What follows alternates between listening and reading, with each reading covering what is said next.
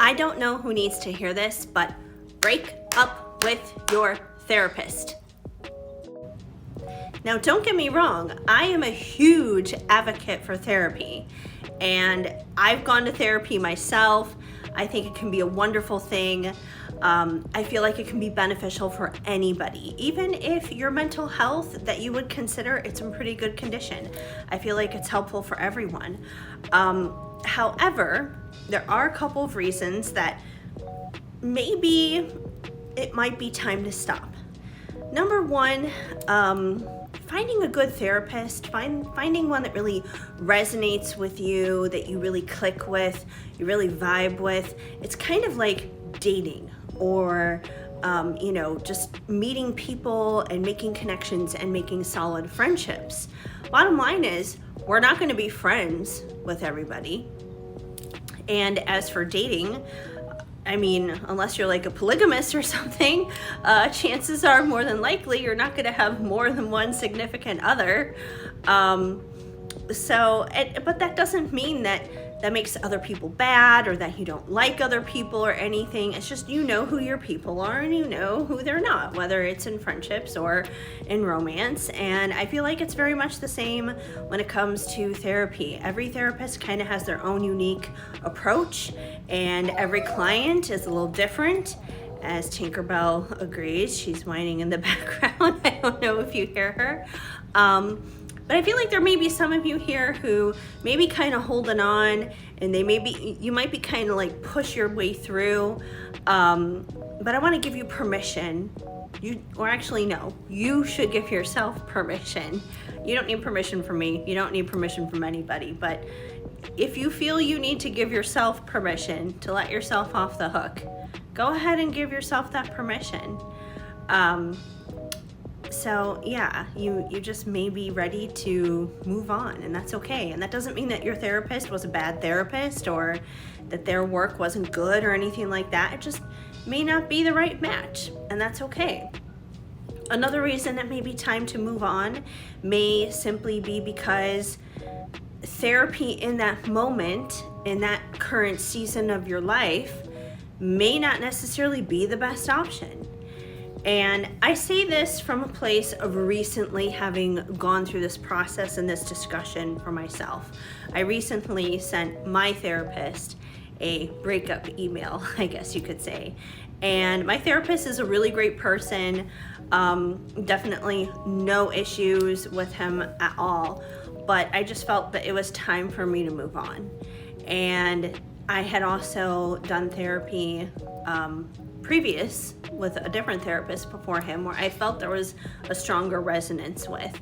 I just felt like it was time for me to move on. And it wasn't just because it wasn't a good fit for me anymore, but I was also thinking about just my needs as a person and what I need as a whole, even beyond the aspect of therapy. And I've really been missing friendships, community, just like friendships and community, connection in that regards.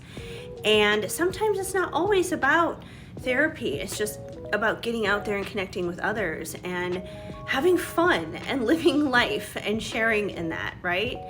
And I have some opportunities to do that coming up in 2025, which I'm very excited for. And I was like, you know what? I'm gonna make that my priority.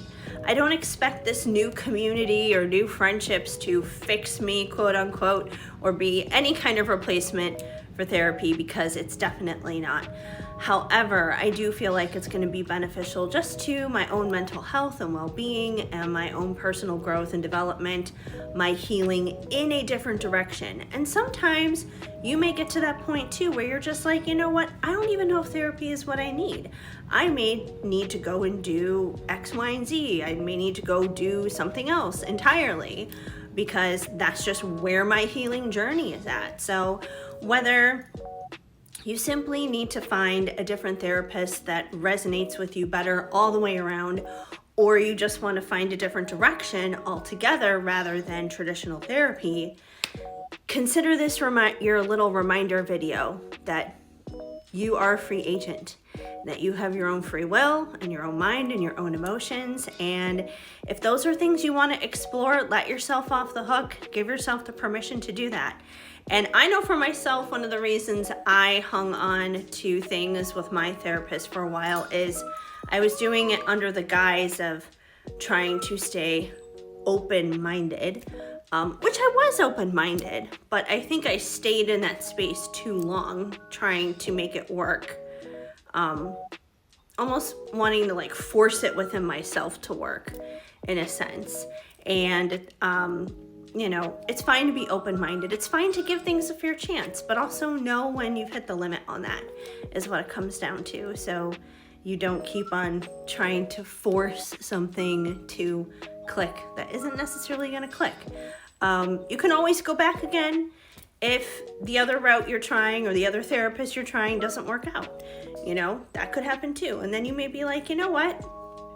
I think I'm going to go back to that person and revisit that and try that again. That could always happen as well. So anyways, just wanted to give you guys those little tips and suggestions.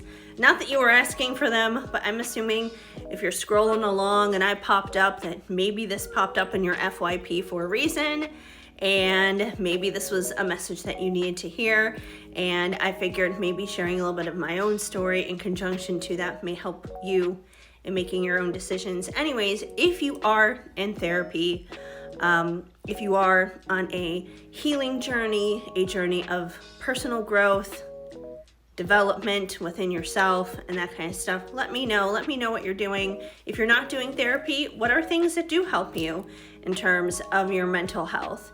So anyways, let's have a conversation. I'd love to hear from you guys, and even community right here is important. So anyways, that's about that. Thanks for hanging out.